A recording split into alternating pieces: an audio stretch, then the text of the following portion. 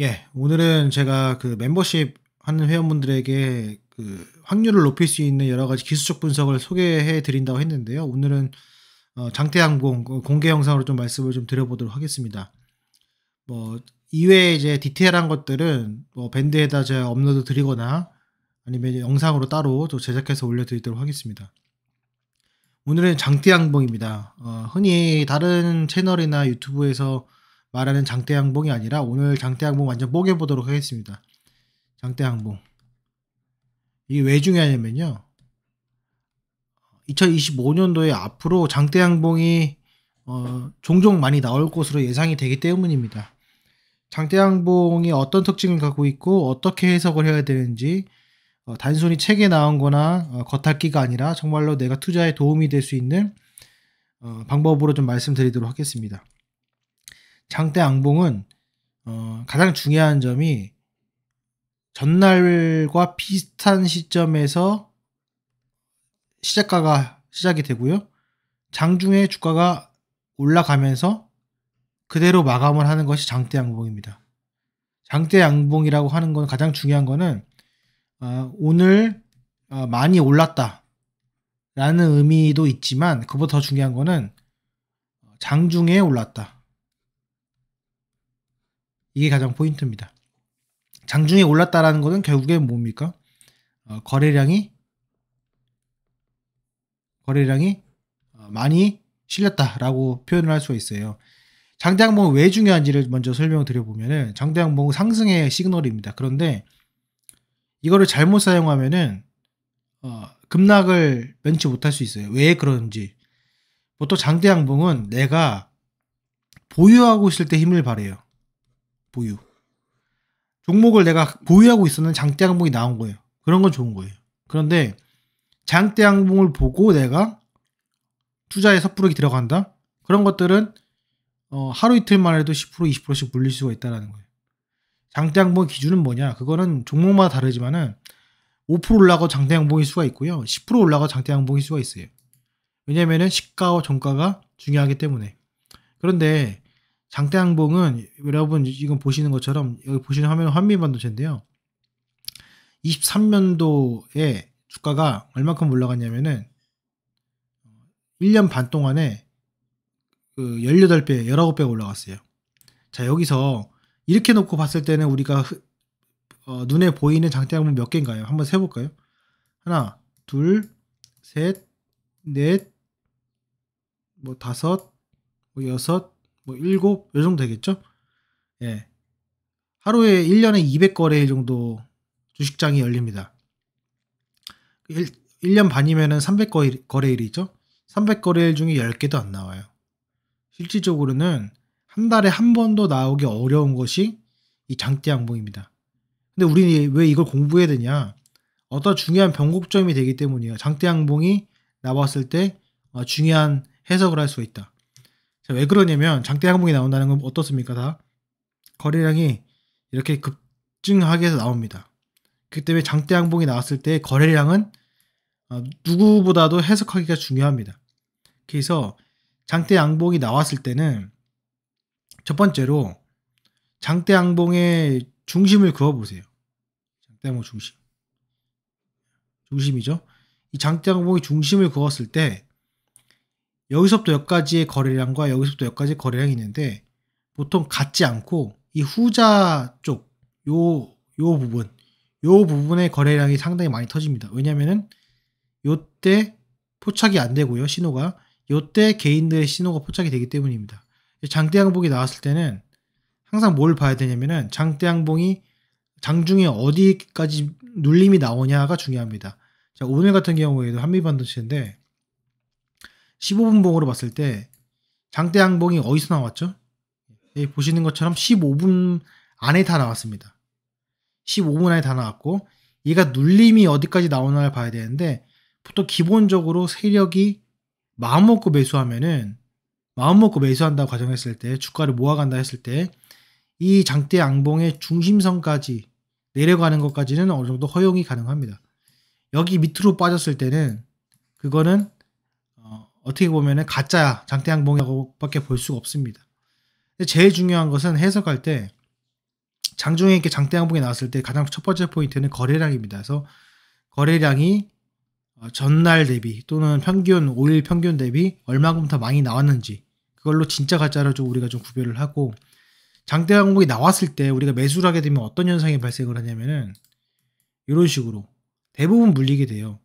얼마큼 물리게 되냐면 이게 아무것도 아닌 것처럼 보이지만 이렇게 났을 때 종가에서 매수를 했을 때 이렇게 내려놓으면요 9%입니다. 9%. 그러니까 종가 대비 9%가 물려요. 이게 아무것도 아닌 것처럼 보이지만 많이 물린다는 거예요. 그래서 대부분 장대양봉에서 매수를 하면은 또는 장대양봉이 난 다음 그 다음날 그 다다음날 매수를 하게 되면은 어떻습니까? 주가가 이렇게 상승을 함에도 불구하고 물리는 경우가 생깁니다. 그러니까 결국 무슨 말이냐면 장대양봉이 나왔다는 것은 어느 정도 다른 사람들이 차익 실현을 한다는 것이고 그 차익 실현을 누가 그 물량을 받아줄 것인가가 핵심 포인트가 될 수 있어요. 그래서 보통 장대양봉이 나왔을 때 외국인이 동반이 되거나 프로그램이 동반이 되거나 주변의 수급들이 같이 동반이 되면서 이제 장대양봉이 나오는 경우가 있어요. 그런 경우 같은 경우에는 주가가 좀 무너지는 경우가 많이 있습니다. 반면에 외국인이 매도를 하고 프로그램이 매도를 하고 그런 상황임에도 불구하고 또는 오늘 전체 주가 지수가 많이 올라가지 않았음에도 불구하고 장대 양봉이 지켜주면서 나왔다는 것은 그 다음에도 강하게 지켜줄 가능성이 상당히 크다라는 거예요. 그래서 거꾸로 생각을 하셔야 됩니다. 그리고 장대 양봉이 나왔을 때는 단기적 고점에 해당이 된다. 우리가 흔히 예상하는 것처럼 장대 양봉이 이렇게 나왔을 때 주가가 막 이렇게 올라가는 경우는 그렇게 많지 않습니다. 정말 그렇게 많지 않아요. 상승장임에도 그렇게 많지 않습니다. 그렇기 때문에 우리는 장대양봉이 나왔을 때 어느 정도 상승이 둔화가 되면은 여기가 단기적 고점이라고 생각을 하고 비중을 줄이는 방식으로 우리가 생각을 해야 됩니다. 자, 그리고 장대양봉이 나왔다는 것은 또 하나는 추세가 바뀌었다는 뜻인데 그 추세를 우리가 그을 때 어떤 식으로 그었냐면은 예를 들어서 이런 이제 하락 추세가 있었을 때 이 추세를 나름의 방식대로 그을 수 있습니다. 예를 들어서 이 추세로 이렇게 그을 수 있겠죠. 이렇게 그을 수도 있고 이런 추세로도 그을 수가 있습니다. 그렇죠? 두 번째 추세를 그었을 때 오늘의 장대 양봉은 확인이죠. 확인이고 이 큰 추세로 봤을 때는 아직은 남아 있는 것이 요 여지 안에 있다는 겁니다. 그래서 가장 중요한 거는 장대 양봉이 나왔을 때 그것을 흥분하지 말고 비중을 줄이는 습관을 들여야 된다. 결국에는 외국인들이 사거나 세력들이 샀을 때 이 고점에까지 사지 않는다. 그게 가장 중요한 거고 또 하나는 보통 장대 양봉을 만들 때 주가를 이제 올립니다. 그런데 시간 기준으로 봤을 때 여기가 10시 30분을 기점으로 보시면 돼요. 10시 30분 기점으로 주가가 올라갔다가 조정을 받고 이 조정이 아까 말씀드렸던 장대 양봉의 중심선까지 지지가 되는 모습을 봐야 되는데 결국에는 가장 좋은 것은 여기서 장중에 지지해서 이렇게 올라가는 게 중요한데 여기서 이제 흐물흐물하게 끝나는 경우가 있어요. 그런데 이런 경우는 보통 이렇게 올라가는 경우보다는 빠지는 경우가 많이 있습니다. 특히 이게 만약에 프로그램이 매수가 됐다 또는 외국인이 매수를 했다 오늘 주가 지수가 좋았다 그러면은 그 다음에는 떨어질 확률이 높기 때문에 주가가 이렇게 빠지는 경우가 상당히 많이 있습니다. 그거를 꼭 인지해 두시고 보통 우리가 책에서 많이 나오는 것 중에 하나가 매집봉 뭐 이런 것들이 있어요. 장대양봉에서 매집을 해서 여기서 주가가 올라가고 눌림목이 산다. 이거는 아주 전형적인 상승 추세의 초입입니다. 근데 장대양봉이 꼭 상승 추세의 초입에만 나오는 게 아니에요. 여기 보시면은 뭐 하락 추세에서도 나오고요. 횡보 추세에도 나옵니다. 그렇기 때문에 그게 매집봉인지 아닌지는 나중에 가야 보통 알 수가 있습니다. 근데 가장 중요한 것 중에 하나가 제가 아까 말씀드렸다시피 거래량인데 이 거래량이 생각보다는 많이 터져야 됩니다. 많이 터져야 되고 또 하나는 의미 있는 고가 갱신을 해야 돼요. 예를 들어서 좀 말씀을 드려보면은 자, 요거 볼게요. 요거는 어떻습니까? 6개월 동안에 외국인들이 매집을 한 평균 단가 6만 원을 한 방에 뚫고 올라가는 주가가 이제 상한가를 가면서 거래량이 터졌습니다. 이거는 몇 가지 의미를 할 수 있는데, 이 장대양봉 이전에 나왔던 이 차트의 그 고가들을 한 번에 뛰어드는, 그러니까 긴 시간 이전 고가를 한 번에 뛰어넘는 그런 장대양봉이 나왔을 때 상당히 의미가 있다라고 말씀을 드립니다. 그래서 이렇게 말씀드리고, 이것도 마찬가지로 이렇게 의미가 있지만 아까 말씀드렸다시피 10% 정도 조정이 있다라는 거 알아두시면 좋을 것 같아요. 그래서 이런 의미가 있어야지. 예를 들어서 뭐 지금 이거 상승 추세지만은 이런 거 보시면은 보세요. 얘도 보면 12.5%가 올라갔거든요. 이게 매집봉이라고 할 수 있어요. 왜냐면 이렇게 보시면은 12.5%가 올라갔습니다. 자, 그런데 이 상승은 보세요. 이전에 어떤 고가를 갱신하는 데 있어가지고 짧죠. 이날 종가가 여기 한 일주일, 한 열흘 정도 만에 여기를 한 번에 탈환했어요. 그쵸? 요 정도까지 한 번에 탈환했어요. 근데 짧죠. 요 기간이. 거래량 보시면 거래량 어떻습니까? 길지 않죠. 이런 것들은 반드시 이제 매도의 어떤 하나 시그널이라고 보시면 됩니다. 물론 이게 어떤 추세 전환의 하나의 과정 중에 하나라고 말씀을 드리지만은 요 시점을 우리가 과거를 통해서 보면은 이런 것들은 반드시 되돌림이 있다라는 겁니다. 그리고 하나 확실한 거는 이렇게 장대양봉이 있었을 때 이 중심선을 지킨다는 것은 생각보다는 주식장이 괜찮다라는 뜻이에요. 대부분 여기를 이탈하는 경우가 많이 있습니다. 횡보장 같은 경우에도. 그러니까 여기를 딱 지지하고 올라간다는 것은 그 종목이 매우 강하거나 그 테마가 매우 강하거나 또는 주식장이 매우 강하다라고 참고를 하시면 좋을 것 같습니다. 장대양봉이 나오면 기분이 좋습니다. 기분이 좋은데 그 다음이 더 중요해요. 이 장대양봉이 나왔을 때 어떻게 생각하시면 되냐면 많은 사람들이, 다수의 사람들이 이 종목을 알게 됐다.